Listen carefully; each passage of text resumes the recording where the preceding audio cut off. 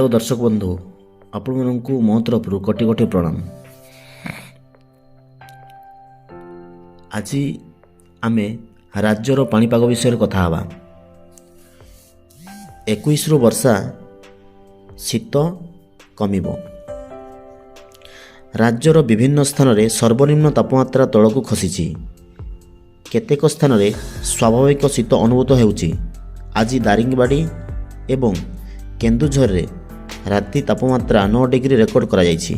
झारसुगुड़ा रे 9.8 डिग्री, बारिपदा रे 10.5 डिग्री, फुलबाणी रे 10 डिग्री, टिटलागढ़ रे 10.3 डिग्री एवं चांदबाली रे 10.8 डिग्री सर्वनिम्न तापमात्रा रही।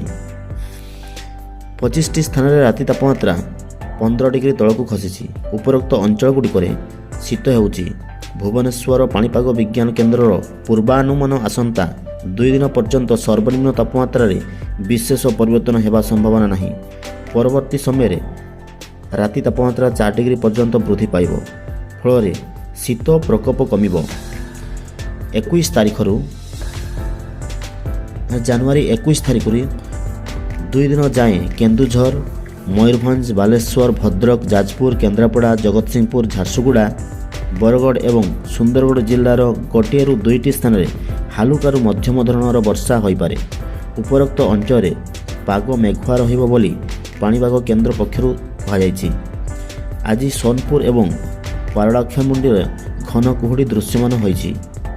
आसंता 24 घंटा मध्य उपकूल ओडिशार गोटे रु 2टी स्थान एवं बौद्ध, नवरंगपुर, अनुगुल, ढेंकानाल, केन्दुझर और मयूरभंज जिलार किछि अंचल कुहुड़ी पड़िब। मालकानगिरी, कोरापुट, रायगड़ा, गजपति, कलाहांडी एवं कंधमाल जिलार गोटे रु 2टी स्थान रे घन कुहुड़ी दृश्यमान हेबार संभावना रही। उक्त जिला को पाणीपाग विभाग पक्षरु हलदिया सतर्कता सूचना जारी करा जायछि।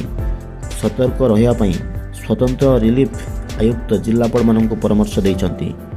धन्यवाद।